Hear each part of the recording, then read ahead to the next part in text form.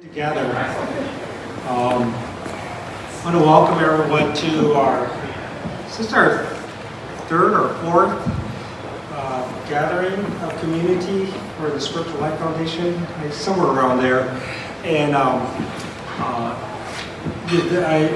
want to thank you. I know that January for myself and for Chris, it's been a battle against colds and illness and various things.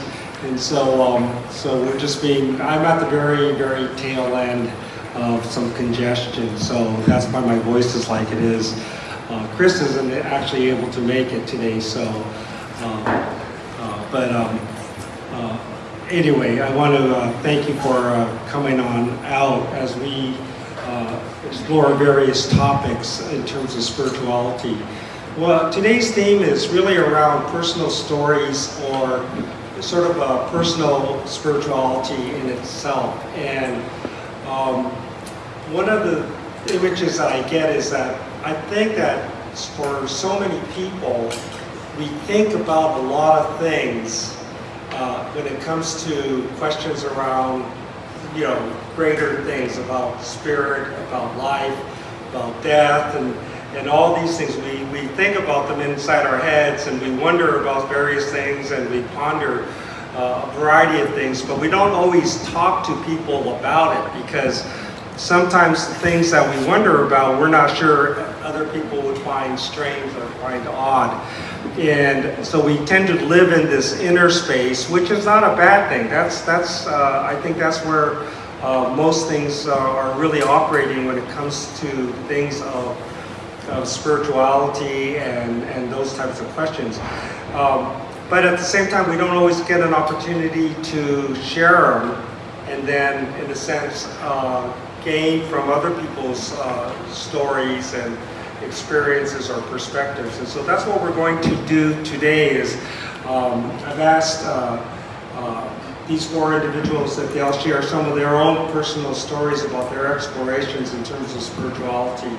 And I hope it triggers and inspires some thoughts within yourself about your own journey, and then maybe there'll be time for other people to share as well. So that's really the main theme for today. This afternoon, I'll be sharing a little bit more about my own personal inner journey and inner spirit and things that I've been exploring, and how some of those things have kind of come around and really have spoken to me at this time. So that's what's happening. Before we begin, does anyone have any questions or anything Okay, we'll go ahead and get started. And I've asked Elaine. Elaine was our speaker last time.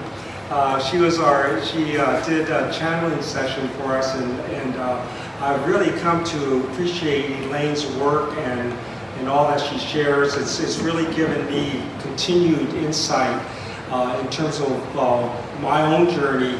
And so I deeply appreciate Elaine's work, and in the process, I think Elaine has found that there's been a lot of different connections that she maybe didn't anticipate as she has worked with us. So Elaine, I'm going to turn it over to you to go ahead and help set the space for us.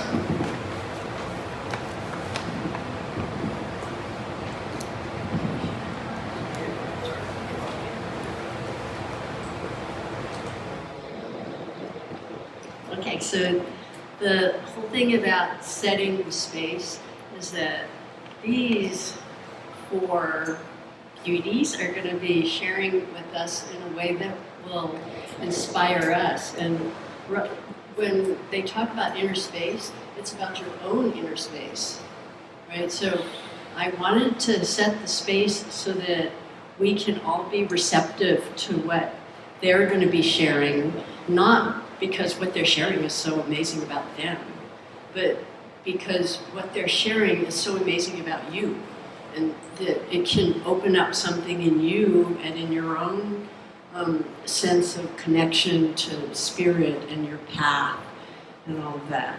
And the thing that makes us most receptive is when our bodies are deeply relaxed. So what I want to do like a 10 or 15 minute kind of meditation with you. And I'll end it, you'll know that it's over because I will do a Hawaiian chant. One thing, I'm part of a hula halau up in San Francisco. And Roger's just been in Hawaii too. So I'll end it with a Hawaiian chant that really is about welcoming all of us to a place of our hearts. Okay, so if it feels comfortable to you, close your eyes, and if it doesn't, keep your eyes open.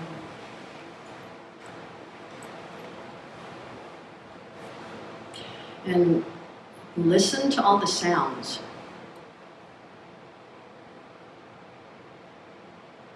What are you hearing right now?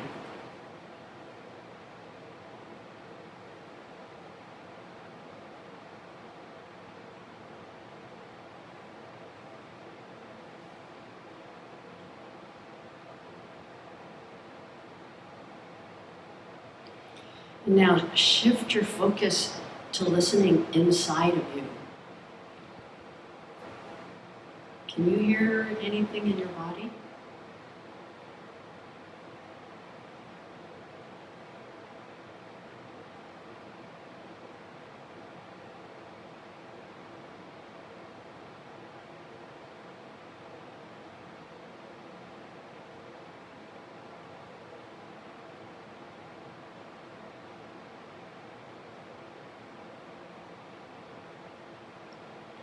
Let's shift to the sense of touch. Can you feel anything inside your body? Can you feel what happens to your rib cage as the breath goes in and out of your lungs?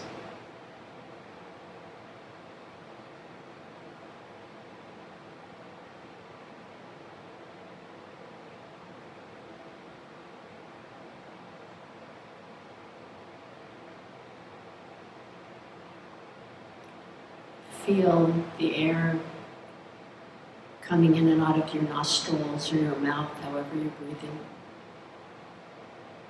Feel how it comes in a little bit cooler and the exhale is a little bit warmer.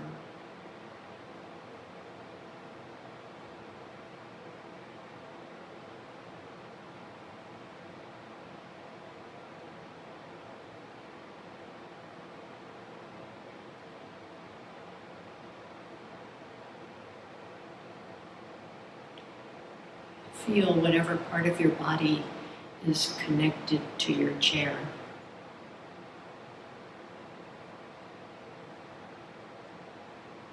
Feel the bones from your pelvis and your femurs making contact with the seat.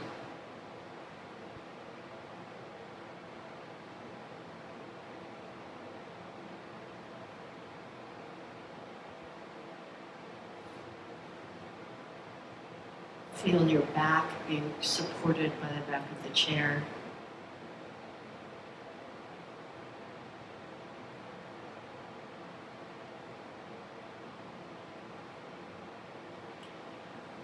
And then try to fly and notice how your body doesn't fly. That gravity is keeping you connected to the chair.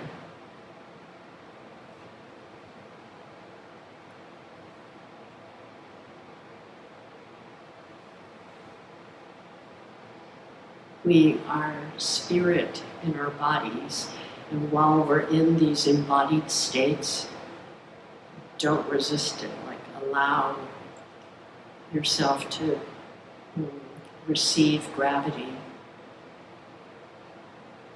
So let yourself be connected to your chair, let yourself be connected to the earth.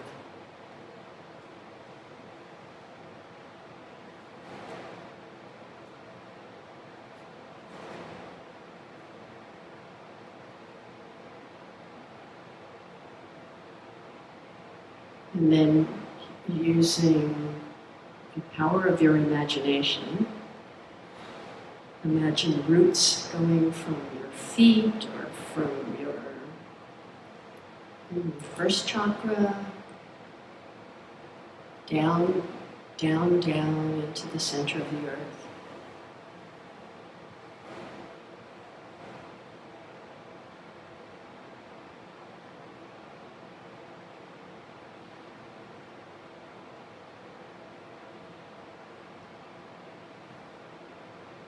And then relax your body and see if you notice anything about how the earth is responding to you.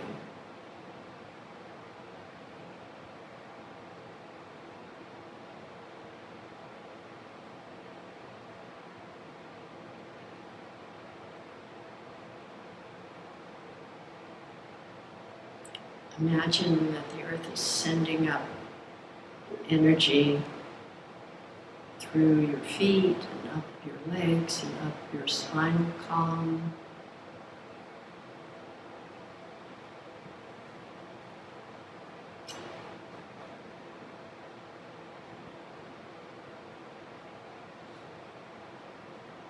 And that this energy is one of deep love and connection and the knowingness that you belong. You belong here on this earth. You're held here on the earth.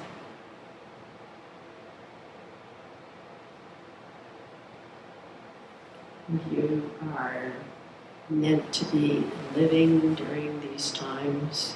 You've come here for these times.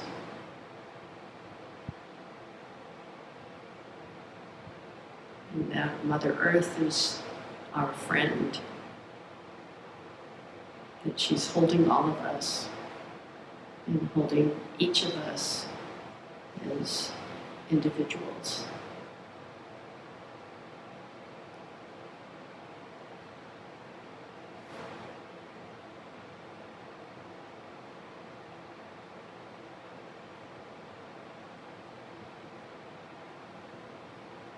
And then in whatever way you feel closest to spirit, it could be that, through your crown chakra, through the top of your head, or it could be through the back of your neck or in your heart. Relax your body.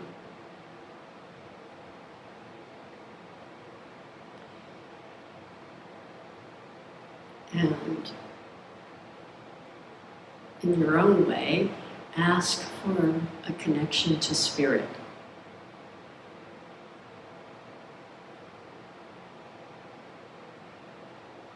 Yeah, proclaim that you are open to receiving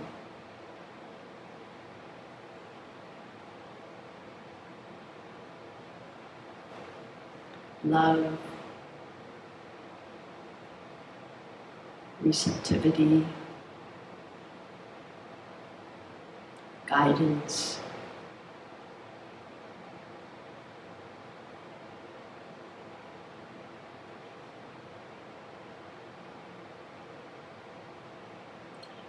and feel how you are the nexus, you're the connecting point of that loving, grounding energy of Mother Earth, and that light, energetic, bright energy from the cosmos, from your ancestors, from those people that you have loved who have left their bodies and who are here guiding you.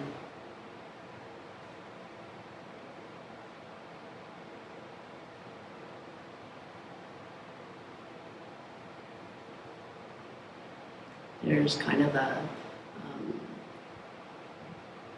metaphysical type of rule that we, since those of us who are in our bodies now, that we have free will. That's those who aren't in their bodies, who are spirit, they can't interfere because we have free will. And you have to ask for guidance, or you have to ask for help in opening your heart.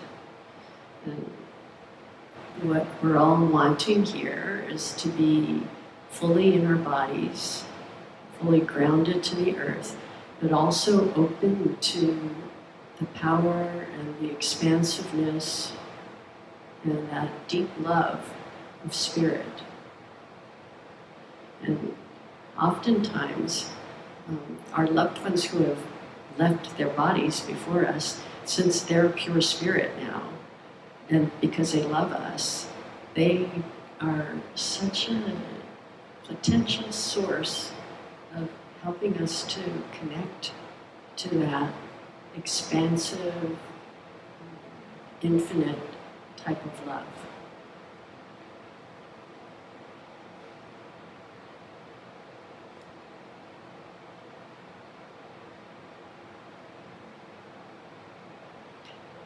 There's one thing about being in a human body is that we're subject to so much of the push-pull in the world.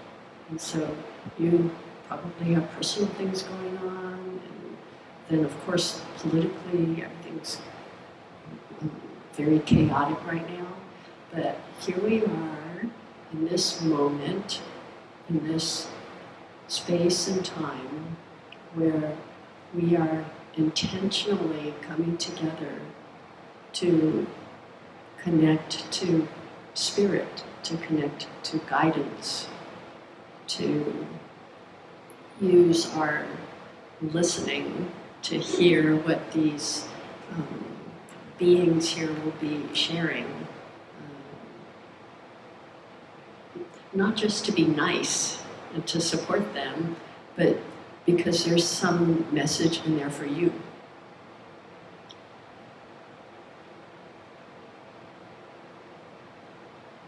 And so,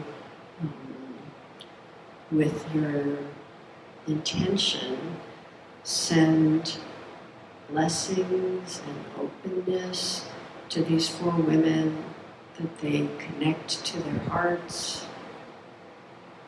that they allow spirit to flow through them in a way where some little tidbit that they say that they might not even know is that important ends up being like that nugget that sparks something in you.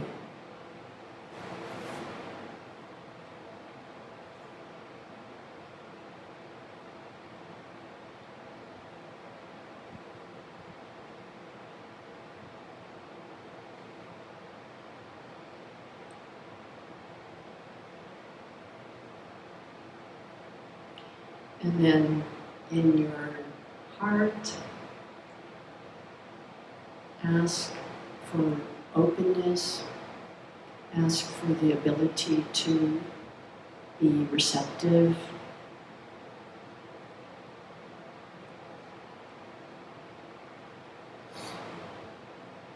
When the mind starts taking over with thinking and analyzing and judging and criticizing and all of that, be gentle with your mind. Imagine embracing your mind, thanking it for all the wonderful work it's done, and then gently letting it go and hang out with the beautiful trees outside. And then focus on your heart and allowing your heart to open and to receive.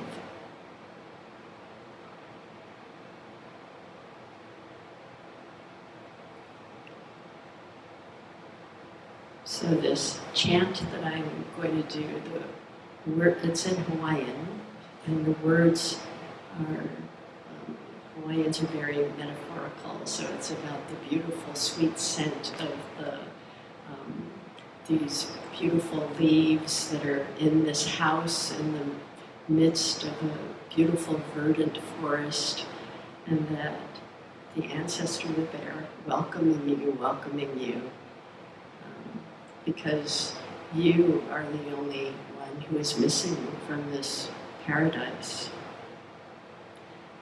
So as I do this chant, open to your ancestors, open to being welcomed, whether your role is as a speaker or as a receiver, that we can all be fully present and receptive.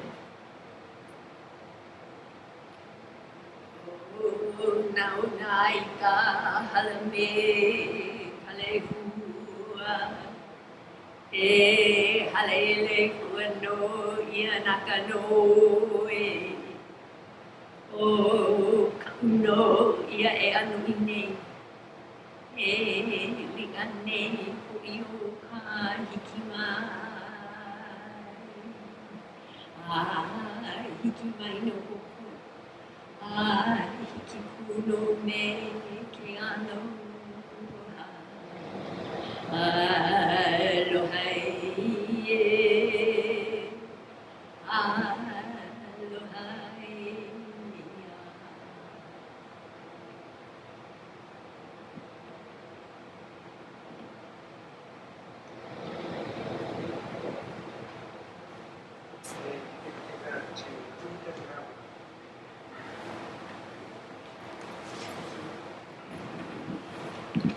Elaine, thank you.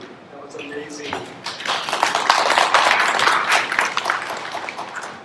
That chant just kind of blew my mind. I was like, wow. We were just in Hawaii. I felt like, wow. Yeah. I don't know, it felt so authentic. Okay, we're going to begin. And what I've done is I've asked these. I think I can speak loud enough, so I'll go without the. Can everyone hear me okay? Yeah, I think so. So, and I've asked them if they could just sort of share their personal stories. Initially, it seemed like we were going to be talking just strictly around the experience with working with Tarot and things, but that will be maybe part of their story. But really, it's a more of an expansive story in terms of what has sort of been their journey in terms of spirituality. So we're going to begin with Lauren, and then we're going to go straight through, and then afterwards, if you could formulate some questions or comments, or if you have something you want to share in terms of your story, after we go through all four persons, then there'll be time for you to for a little bit more engagement and interaction. So, yeah. So Lauren, we'll start with you. And maybe you could just share a little bit about your own journey with spirituality. Okay, can everyone hear me? Yeah. Hi, thank you for that. I had tears when you were closing us out. I felt that. So it's beautiful. Really excited to be here with everyone. For me, yeah, the process has really been a journey. I feel like for my intuition and like personal growth, it's really the first thing. It started with kind of like acknowledging that I was a spirit first, and then like my spirit was in a body, and at that point I feel like life kind of expanded. Before that, I felt like I was just constantly like, oh, you could do anything, or we could do any path, and it was hard for me to like get grounded. So that was like the first part of like my journey, was just like acknowledging I was a spirit first in this body to do something, whatever that body was. And it's just been about like rediscovering like who I am and what I love, and really getting in my body, like understanding it, feeling it, working it, and unlearning like patterns that maybe were good for protecting myself at one point, but unlearning those things, unlearning maybe generational patterns that have been passed down, patterns that I just picked up on my own. And yeah, this process is like, generally that's what it's been. And then more specifically, it started also when my dad did the OM group, having a space to explore topics that maybe we would normally think are silly or different. having a community of people where I felt safe. And then it's been like journaling and, you know, connecting to my intuition through journaling, seeing patterns, following the pings of life, following the things that like I love. Like tarot was like one of the first things. Like we would sit in these groups, and it really just like we learned so much about each other, and like noticing like, oh, this is real. Like this is something.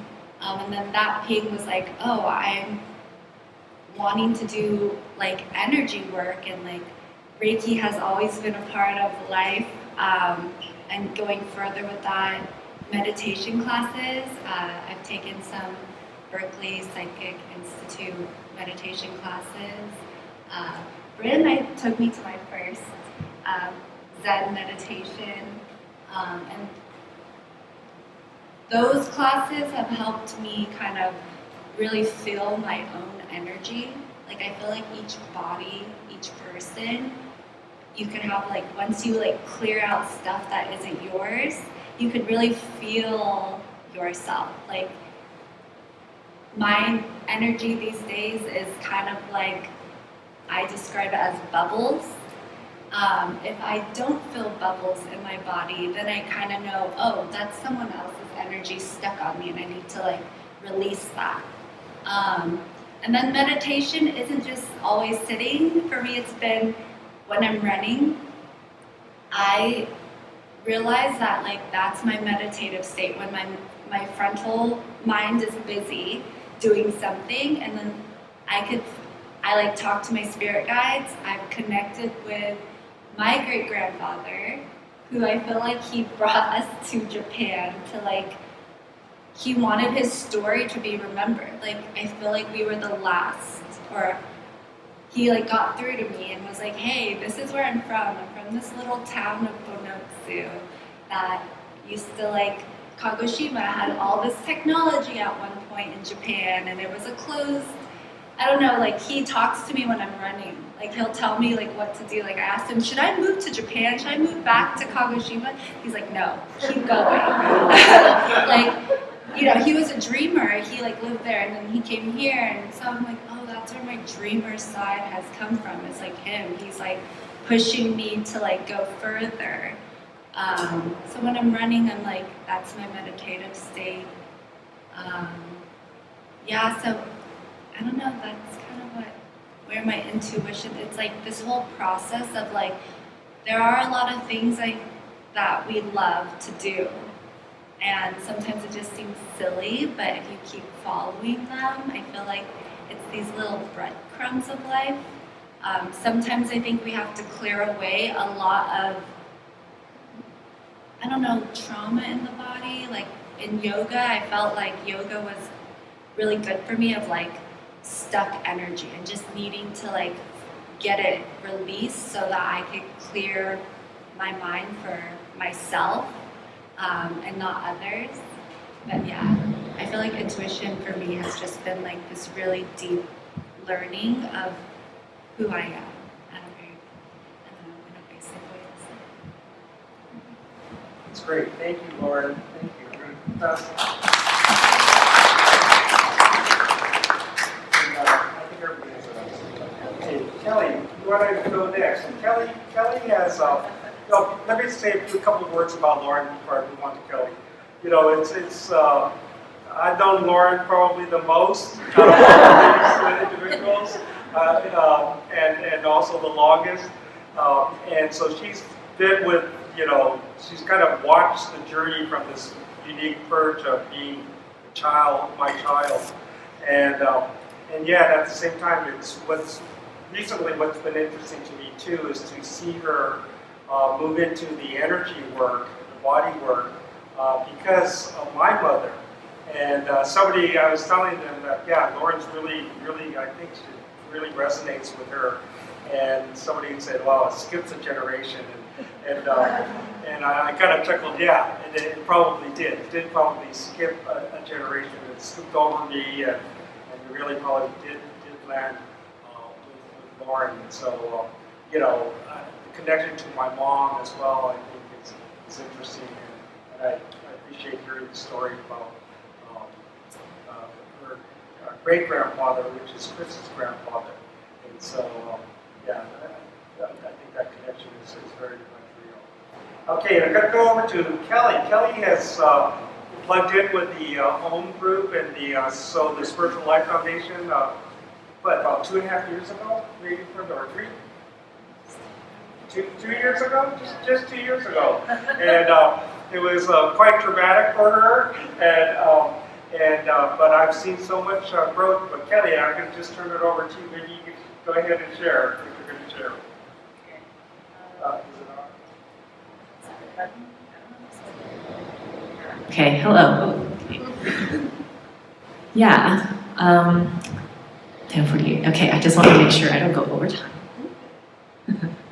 But yeah, like Roger said, I've only been in home group maybe like about 2 years, and I think that's probably when I started being more intentionally spiritual. I would say like growing up, I never really saw myself as very in tune with like a higher power. I actually kind of resisted when my mom would like take me to church or like just kind of talk to me about these things. It wasn't really something I felt open to.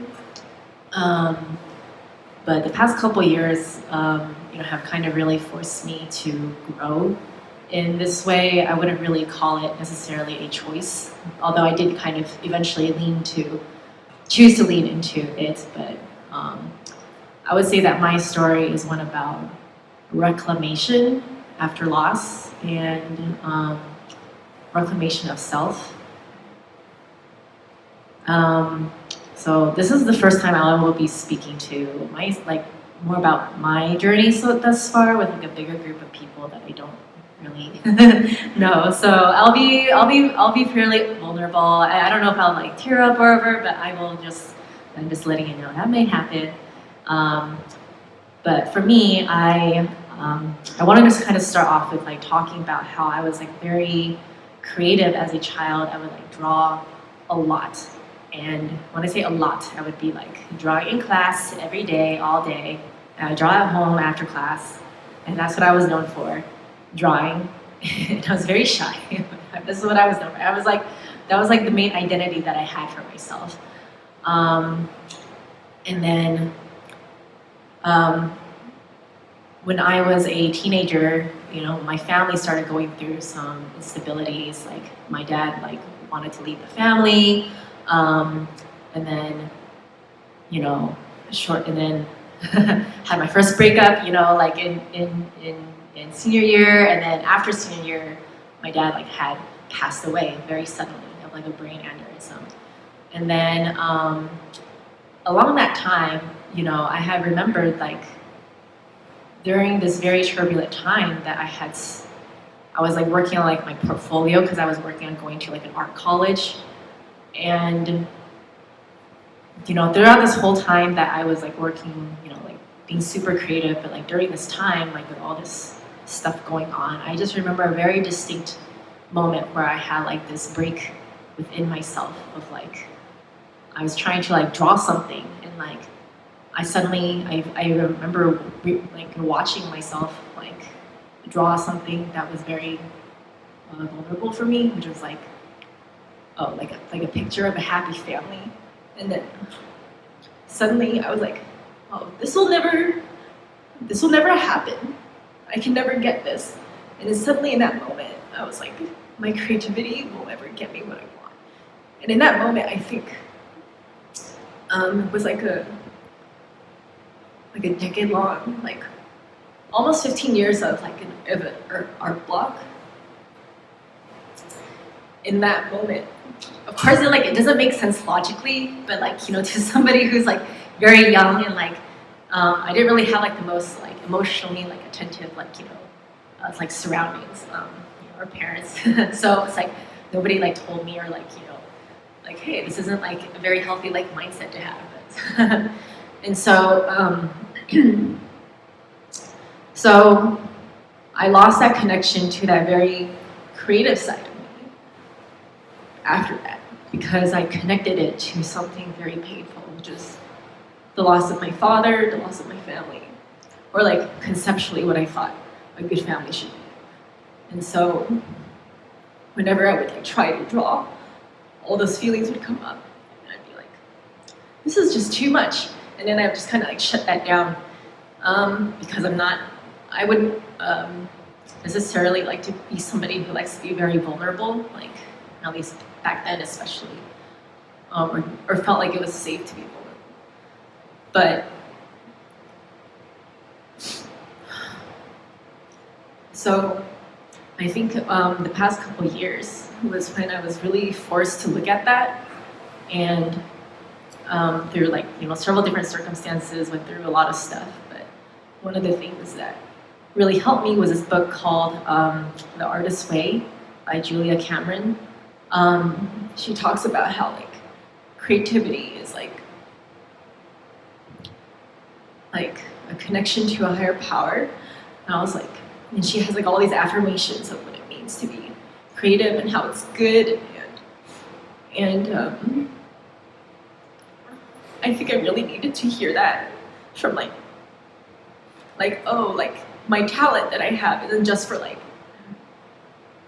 making money, or for it to be used for somebody else's gain. It's for like, because this whole time, even though I was like spiritually and creatively blocked, like I also went to an art school during this time, so I actually had like very good like solid like foundational like art skills, but I didn't have like the spiritual connection to art. It was really weird. I like the entire time I felt like I was so disconnected to who I really was, but I didn't know why or like how to get that part of myself back. And so it wasn't really until like Julia Cameron's book that I was like, wow, this is like really something that I really needed to hear. Like this is, my creativity started to shift my ability to see like, oh, my connection to like pictures or like creativity is like a good thing, again.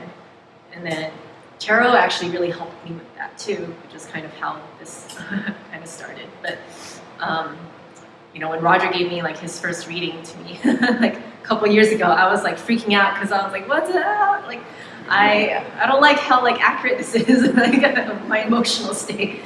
And then I think seeing like interacting with tarot and seeing how people can gather like meaning from like like pictures in a way that was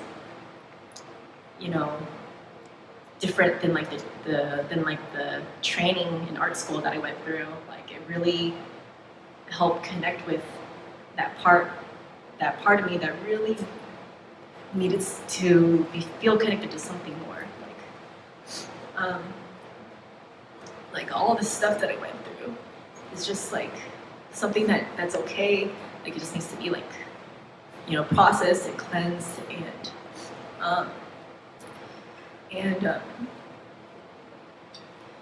I'm so grateful that I was able to find that again. Like for the first time, like last year, I was able to feel like happy and like truly myself again when drawing, and like I had felt that for like 15 years, and it was so good. Like I thought that I would die without ever feeling that way again.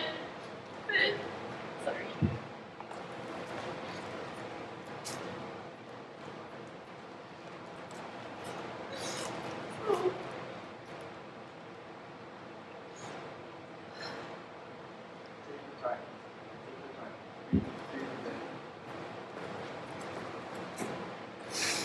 Oh, thank you.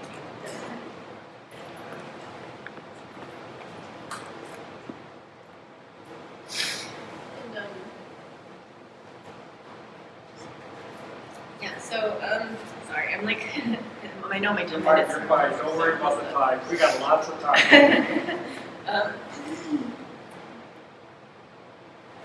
So I'm trying to let myself be vulnerable and just share, like, this is like a really big impact in my life. Like, I had such a hard time, going through like stuff like the dark night of the soul, which is like not a concept that I had like known about until I was like actually in it, and I was like, wow, what am I going through?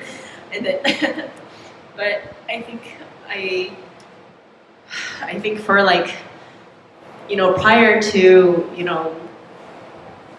prior to like my spiritual awakening, quote unquote, I think I was just trying to get by with life, with like feeling, just kind of accepting like, oh, there's always going to be like this emptiness inside of me, and like that's just how it's going to be, and because I don't know how to get it back for some reason, but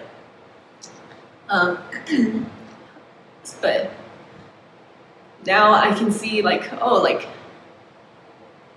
I didn't necessarily have to be that way. Like I can finally like feel, that joy and that connection to like my feelings, like in a good way, where like emotions, I believe now that emotions are like, a really strong fuel for, for just a lot of good things as well. And I think prior to like having this mindset shift, I'd be kind of like, scared when I would kind of feel like all this like rush of emotion and not necessarily being able to like handle it. But,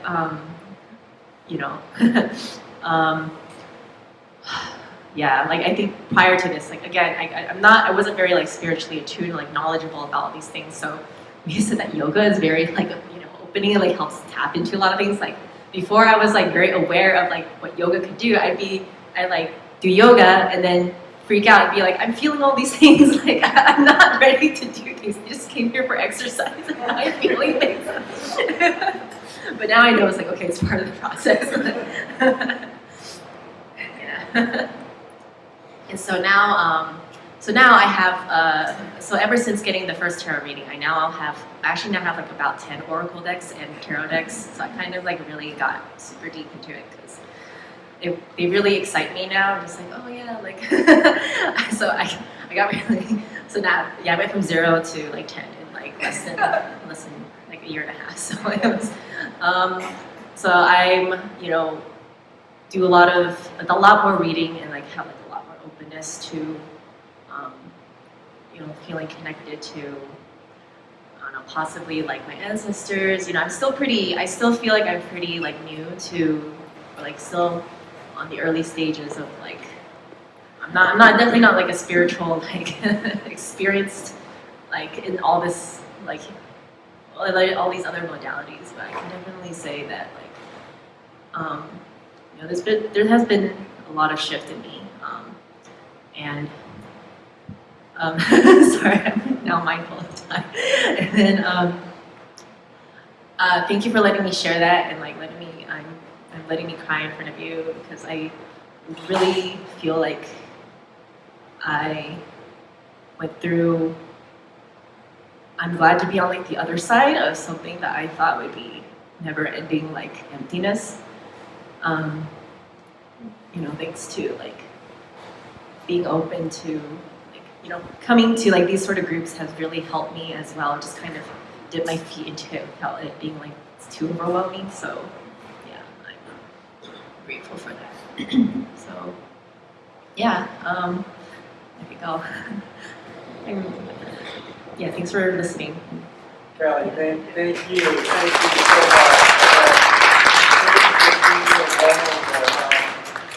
Yeah, and I just want to say, we don't hardly see each other, right? I mean, so we only sporadically see each other at different points in times, but there's just been so much process, and I'm just so amazed by that. And I don't know if you remember, like when Tammy came to the session when Tammy was here, and she pointed to you, right? Yeah. I don't exactly remember what she said, but she kind of said something to the effect that I asked her, like, how do you differentiate between intuition and imagination? And then, as an artist, and she said, oh, because you're an artist, you should learn how to trust your imagination more. I was like, oh, like. Yeah. And then she, but she was also, she kind of almost like you, kind of said something about you having some special gift. Yeah, I don't know if she was just saying that, but it did make me feel special. Like, oh, yeah. Yeah, she did say something to that effect. But I just think, wow, I mean, just the progression has been amazing. So thank you. Okay, we're going to move over to Lisa, and I'm excited, really excited to hear from Lisa. Lisa has been with the Spiritual Life Foundation the very least of everyone. She came to the last gathering in August, and that's it. And then we've had some chances to talk over Zoom and things, and just her story and her journey kind of fascinated me, and I thought it'd be excellent for her to share with us. So, Lisa, I'm going to turn it over to you. Thank you, and thank you, Kelly, for being so. I'm not going to be able to be as vulnerable as you are, so I really appreciated your story. And at the same time, I'm going to be talking about a lot of metaphysical stuff, so it's weird for me to say that that's not vulnerable, but it isn't for me anymore. So I'm going to start my story in 2019, I think. And at that point, I had started a job where I was able to help design this manufacturing plant. And I started to see how everything I had ever worked on in my career was like this spoke and this wheel that just started to come together in this very strong way and started to turn very strongly. And then I think because I asked this next question, I started on this whole other process. And I think if I could drive one point home, it is to ask questions, is to be not afraid to ask questions, and no matter where you're at in life, not think, okay, this is it, like just continue to be curious about things is the biggest help in developing any kind of intuition. And so I didn't ask what I could do for that wheel anymore. I asked, what's the next wheel? And what other spokes should I be working on in order to build that wheel? And what does it do? It's not my career, it's maybe something even bigger for society, something like that. And I decided that intuition was the next spoke. And these things just start, once you just start listening to this voice inside of yourself, it just starts pouring out of you, if you just start to trust it. And the other second point, the biggest thing is to believe that you know better than anyone else what you should be doing. Because when you're present and you're really connected, that's when you're really connected to spirit, and that is when you know what to do. So you can't keep on looking to other people to tell you, what am I looking for? Give me the answer. You know the answer. They can help you with certain tools to find that within yourself, but you really know it. So how did I work on my intuition? This is where it gets kind of interesting. I started to listen to, if there's something crazy that I was supposed to say to somebody and I didn't know why I was supposed to say it, I said it, I just stopped questioning that. For example, if there was this one person and I was supposed to tell them, what you're doing is really important and you should know that and you can't quit. Where did it come from? Why did I say it? I didn't even know them that well, but I did because I was listening, I was starting to listen to that. And then the next thing I started to do was to visualize numbers for some reason, just because I kept listening to what to do next, to following the breadcrumbs. And I would think of a 3, and I would see the Japanese kanji for 3, and I would see it turn into steps. And I would think, okay, anytime I see a 3, it's telling me this is a really important thing for the next steps for what I'm supposed to be working on. I'm just going to keep on following it. I don't even know where this goes. I just know I'm supposed to listen. And then I started to think about animals, because there are many cultures where we look at animals as spirit guides, and they tell us things that we can't know just by linear thinking. And one night I was working on this sticker puzzle of a penguin, and I said, okay, I'm going to send that picture of that penguin out and I'm going to see what I get back in the morning. In the morning I saw a badger. This really cartoon badger, like one of those mascots. And I started looking up, what are all the things that badgers do? They have a strong jaw for telling the truth. They're storytellers. And what I would find later on is the reason that badger is so important is because they help to dig up the truth. And that's where I was kind of heading in all of this. And so this is over the course of 3 or 4 months that I just kept on working on this spoke and working on this spoke. And then in June or July of that year, I started to have these visions. And what are visions? So for me, I'm not hallucinating. It's really funny. There's this book by Oliver Sacks. It's called Hallucinations. And every single chapter, he explains that what people are seeing and hearing, or whatever different thing is happening to them, has this, totally sound reason. And they're not crazy. It's like from a different place. And for me, it's like I'm not hallucinating. I'm very present, and I can see in my mind's eye something. I can still see all of you in front of me, but I can see a different picture in my mind's eye. And very rarely, it's like usually 3 in a row, very rarely are there people that I know in those visions. It's very metaphorical, it's very abstract. It takes me months to figure out what the hell they mean, That's kind of the fun part, is like, what did that mean? And I always take it too literally, and then I have to remind myself, no, it's a metaphor, it doesn't mean. And so, after the third set of those visions, which was in October of 2020 at that point, because why not add another thing to that year? I saw 3 visions, and one of them told me that I had something very, very, very deeply that I had never dealt with. And I think that the reason I was finally able to see that is because I was ready to. I was ready to finally face some things about my past that I had very, very deeply. And at that point, I remembered. I started remembering trauma that I had not remembered for a really long time. And that got me back into therapy for the first time in like 25 years. And it was a really important step in my personal healing and in my ability to be present and even talking about this with you today. And how did I get there? Is I followed all this crazy stuff, So it wasn't crazy, it was very purposeful. And if you ever experience anything like this, I just want you to know, go with it, like don't be afraid and go with that. Really, probably really important, what you're trying to tell yourself. And then as I got through therapy, I started being encouraged to do tarot. And that has become like a daily practice for me. And I've started doing readings for other people because, the more I do this, the more I feel more and more connected. And the more I can help other people feel more and more connected to things. So I think that's good for me this time. Yeah. Yeah, so that is great. I mean, of course, I had no idea what you would talk about or what you would bring, and it's just really what a gift. So thank you so much. Turn it over to Brent, and I think all of you know Brent, or maybe not everyone, but Brent really is the brainchild to the Spiritual Life Foundation. It was the pre-runner of this was the Center for Spiritual Life, but she was the one to really conceptually say, hey, let's do this. Let's create something like this. And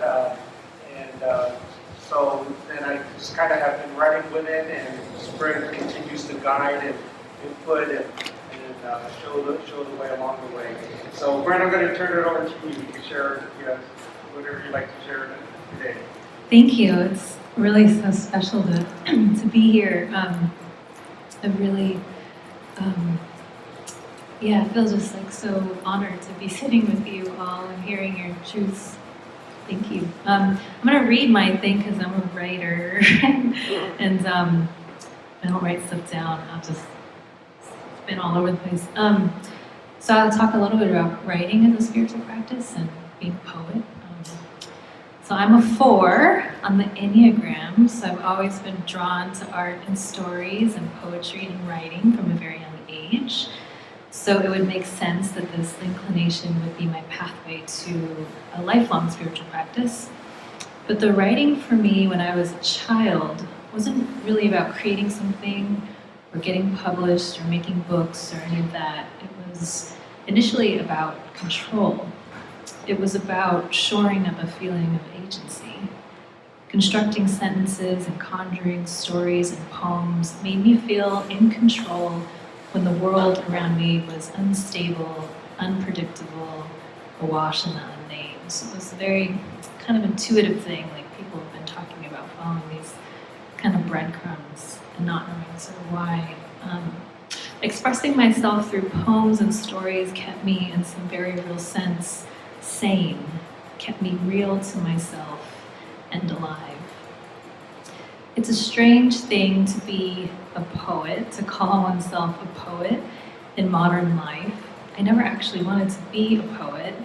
I wanted to be a doctor for like a short time ago. Remember that? I was like, I'm going to be pre-med. And in some sense, though I think I had to be one to stay true to an inner fire that was going to destroy me if I didn't learn how to live with it. But poetry, I like to remind my students, is the most ancient thing. It's in our blood. Chanting stories and singing verses in community in circles was how our histories, for hundreds of years before written culture, were transmitted down through generations. With the rise of what's called the lyric poem, poetry takes an inward turn, latches itself to subjectivity, to the I, draws its power from inner feelings, memories, desires, and dreams. It is, in some ways, a totally radical act in a culture that prizes distraction, momentum, and productivity, to decide to sit down to write a poem. In doing so, you are deciding to be with yourself. You are turning the light inward, as Zen founder Dogen put it. And in doing so, you are surrendering to the wilds of your memory and imagination.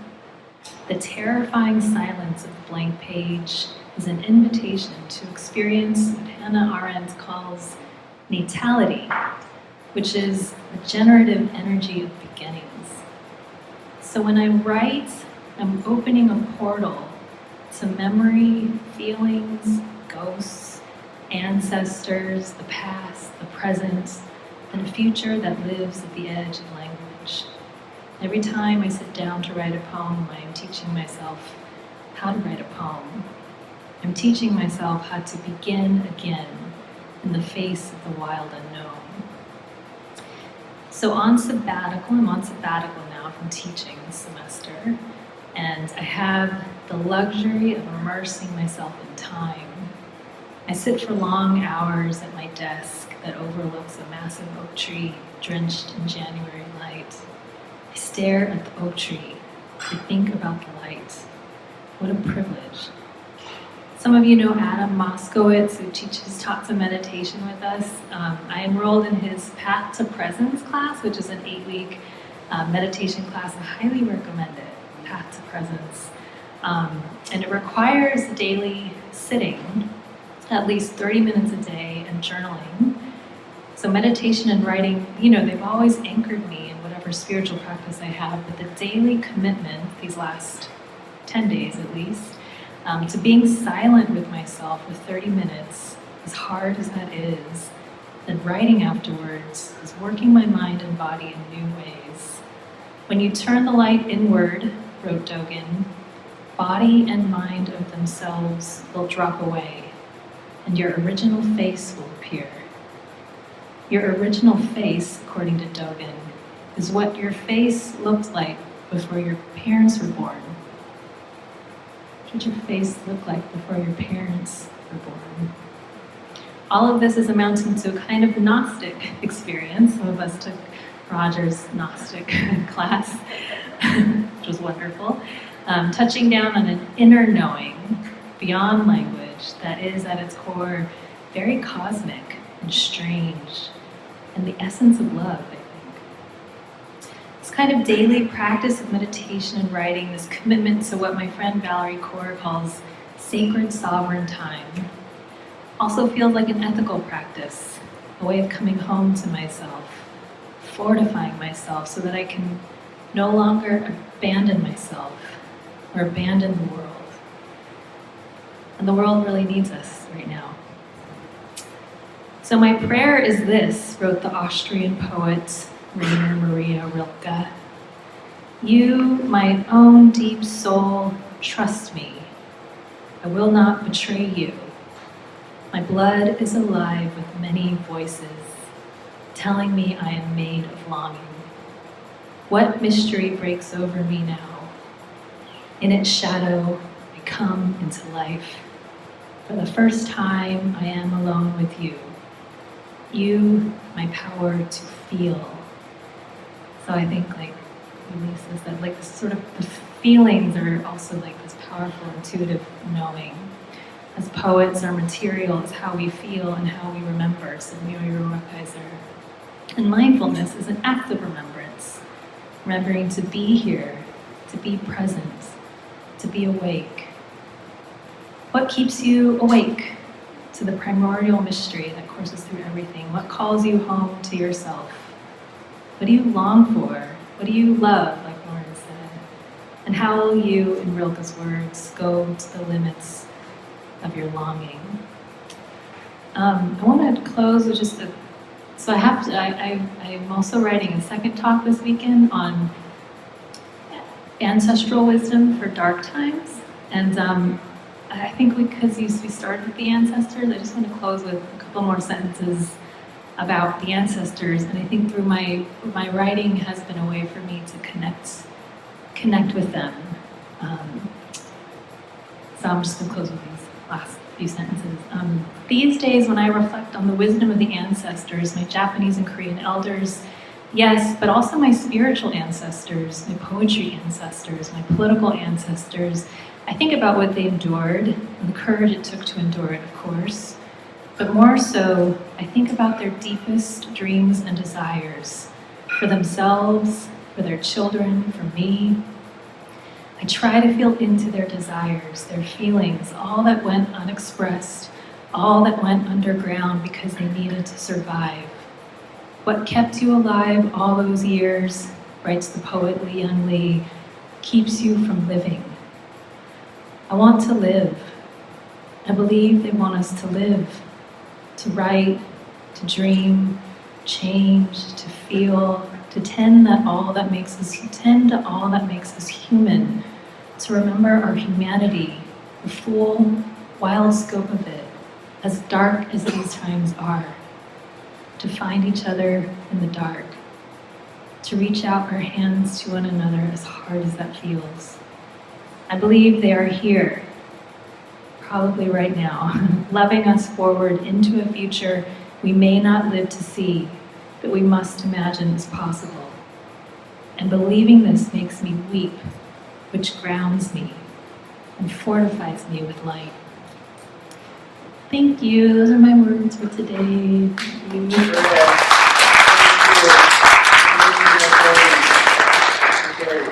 So at this point, we wanted to open it up. If you had any comments or questions for each of the persons and their story or their journey and therefore their process, we're going to just open it up. Does anyone have any questions or comments? Gail. I want to thank everybody for sharing your journey. It's so wonderful, and I'm sure many of us here in the audience have maybe snippets of what you have experienced. But when I was listening, I was really interested in how the journey began.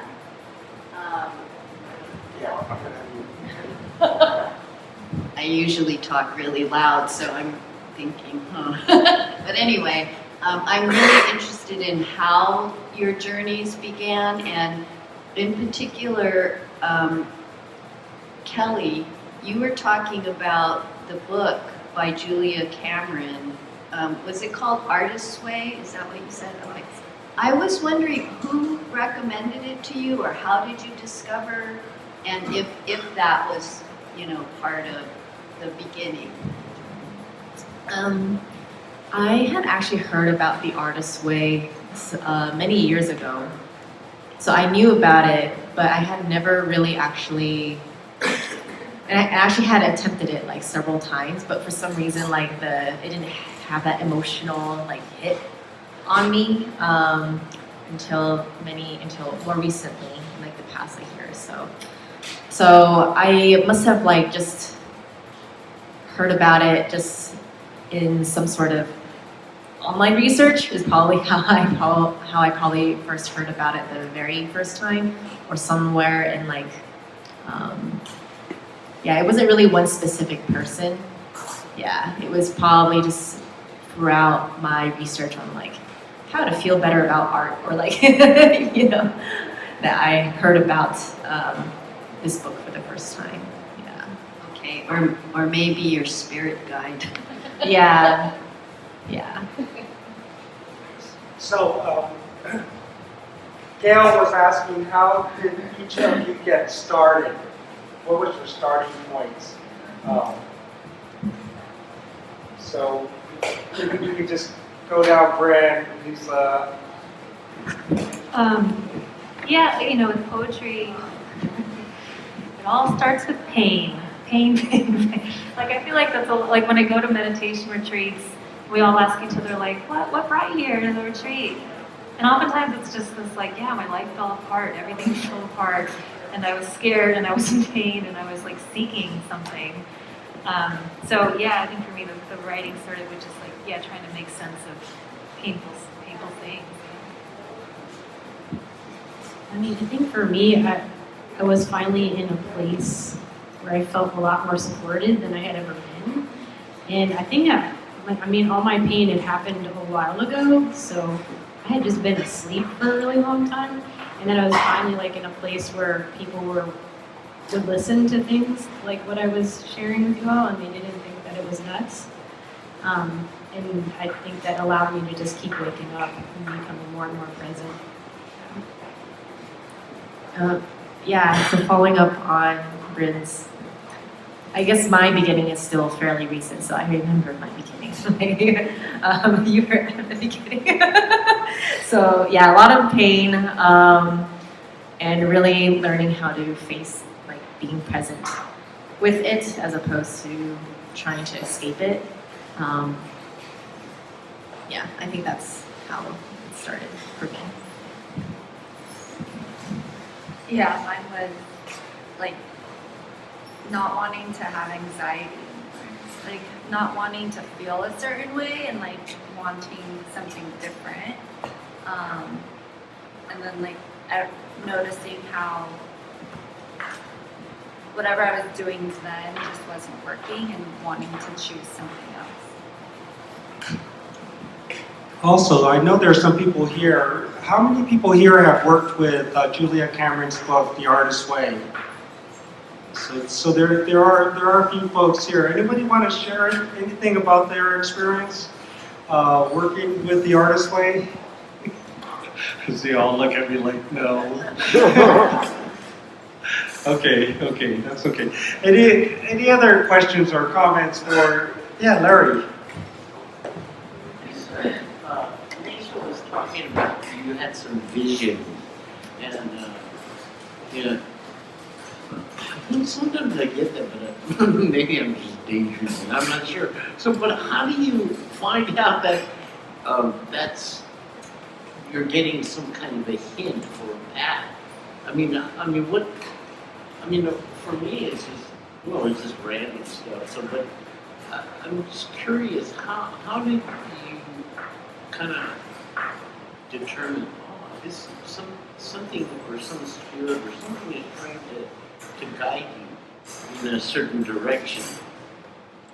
Yeah, I mean, they're like movies, so it feels very different than a daydream. It's very structured, what I see. And there are 3 distinct, like, short movies that happen. And they're very abstract, like one could be, I see all of these women trapped in an underground container, and I don't know what that means. And when I see this, the other thing that's very different than things that I see when I have like intrusive thoughts from PTSD and anxiety and things like that, and I don't feel any emotion about what I'm seeing either. I'm just seeing it. It's not scary to me. It's just a very different feeling. I feel so relaxed, and that's the only way that I think I can see them, is when I'm not relaxed and not present. Otherwise, like if I wake up and I start going through my list, first thing, I can't see them.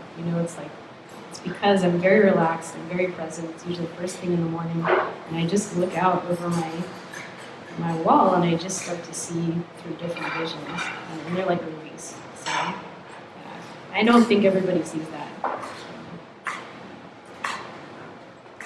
Thank you, thank you. Thanks, Larry. Anyone else have a question or comment or a story that they want to share? They're all to Ben. Okay. Lauren and Kelly, you both mentioned how tarot has helped you in your inner journey. And so could you expand on that a little for someone who is new to it?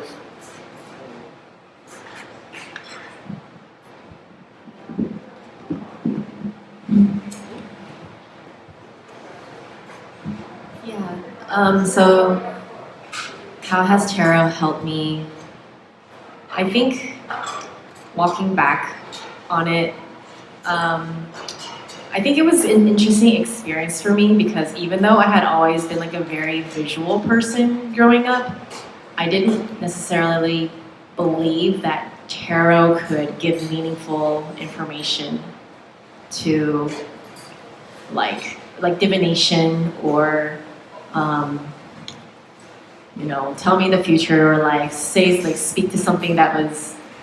I didn't really necessarily buy into that, even though it was very weird. It was now I think about it, I'm kind of like a practical person, but also very very visual at the same time. That's kind of like my inclination growing up. So I think I think getting a reading for the first time really helped me understand the power of tarot. Especially by somebody who didn't know me very well at all, like Roger. And then just experiencing that when I really felt lost was very helpful. I think I don't think I would have started off with reading somebody else, or I don't think I'm still kind of new to that myself. But after receiving the reading and then feeling like I got some meaning out of it, I started to be more open to learning about the meanings of certain tarot images, tarot cards, and then just drawing 3 cards or 4 cards. I had a mini tarot deck for I had this for 10 years, but I never looked at it. It was a very, very tiny one. And then after getting my first readings, and then I experimented with that, and then for the beginning, I just literally read the meanings of the cards, and I didn't look at the pictures and what they meant, because it was kind of overwhelming. I was like, these pictures, I don't actually know what they mean. I know what it means to maybe myself, but I don't know what it actually. I wanted to get the quote accurate. I want to get the most accurate read.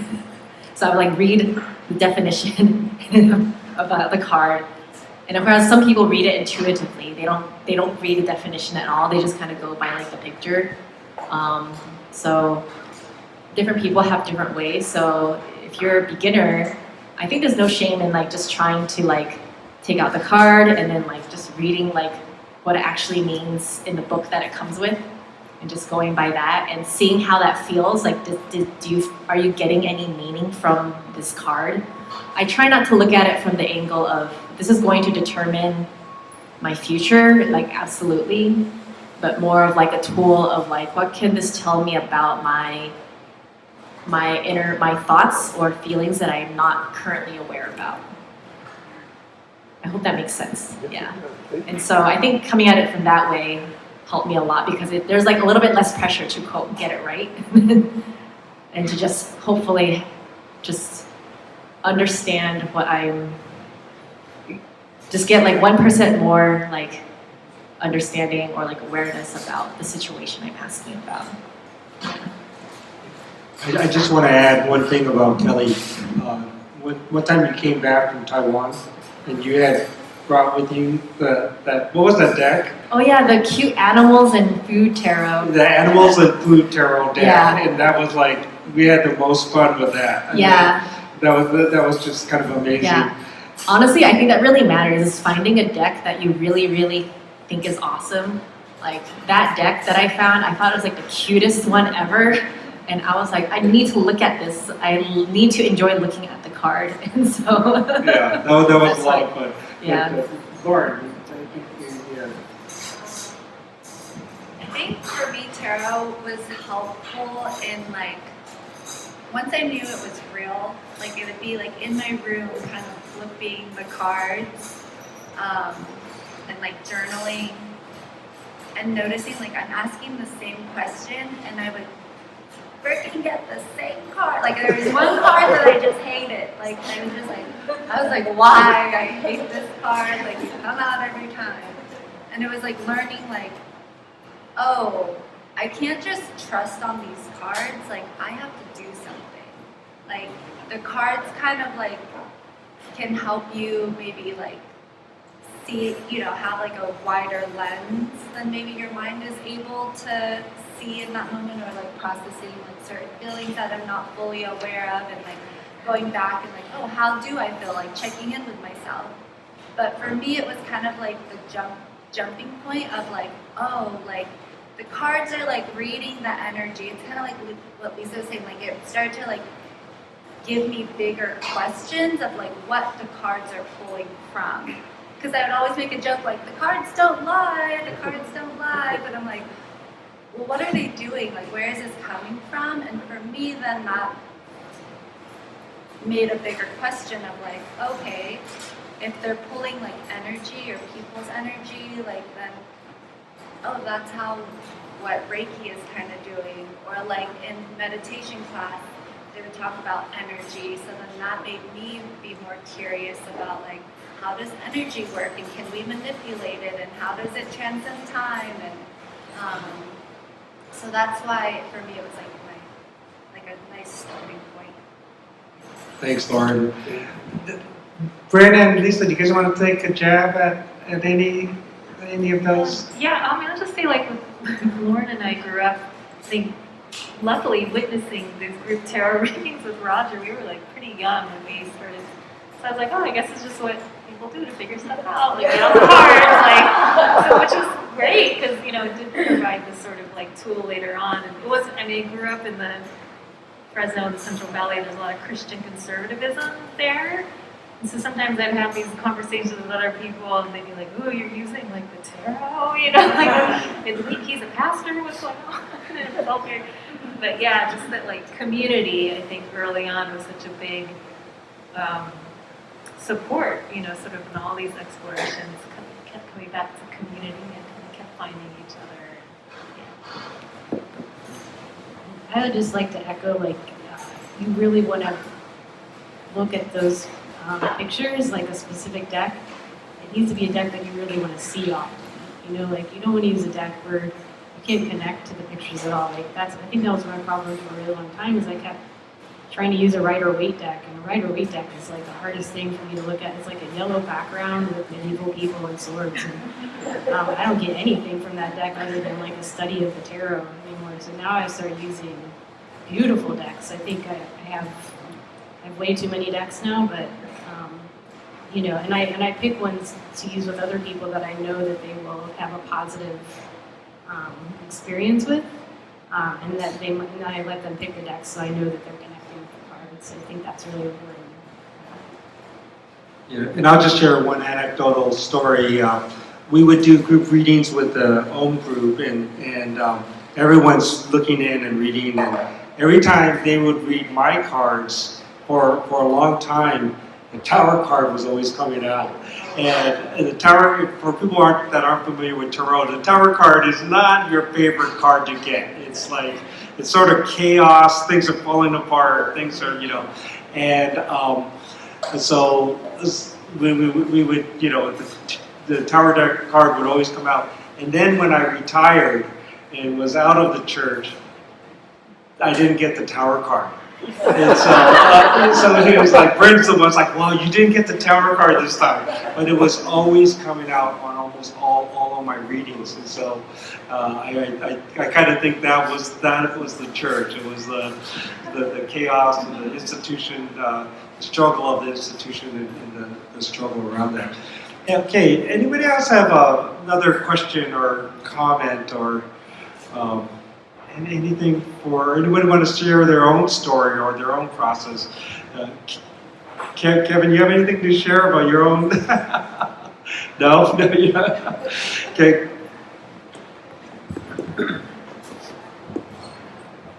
One thing to just echo about listening to you guys' questions, and sort of one common thing that I was taking away from the stories that we're hearing was that you aren't crazy, in what you see or what you hear, right? And I think for a lot of us who are practicing or doing this stuff is you have to listen, actively listen, right? Like Lisa said, there's a reason you're dreaming these things. There's a reason why you wanted to say things. And for Ben's question, it's for me the cards help navigate that, right? So when you're doing a reading for yourself, it's really how does that make you feel, and how do you navigate that?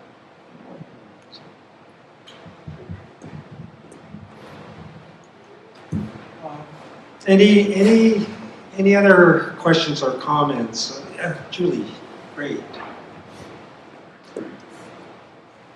Well, first I want to thank all of you all on the panel for sharing those deeply personal stories, because every one of them was so beautiful and unique, and appreciate that.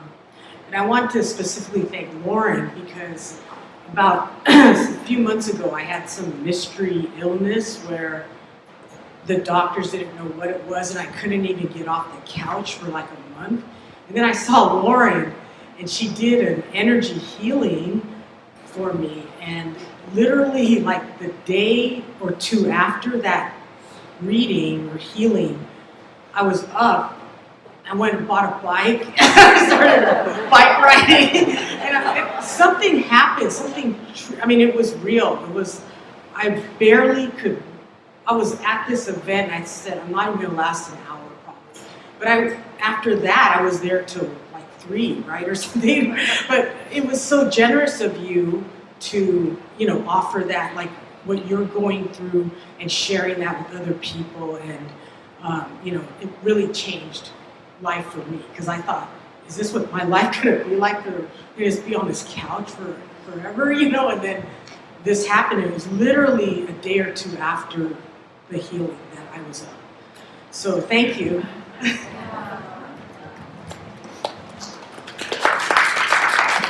I do want to say again, I do think Lauren has, that it did skip a generation, and so.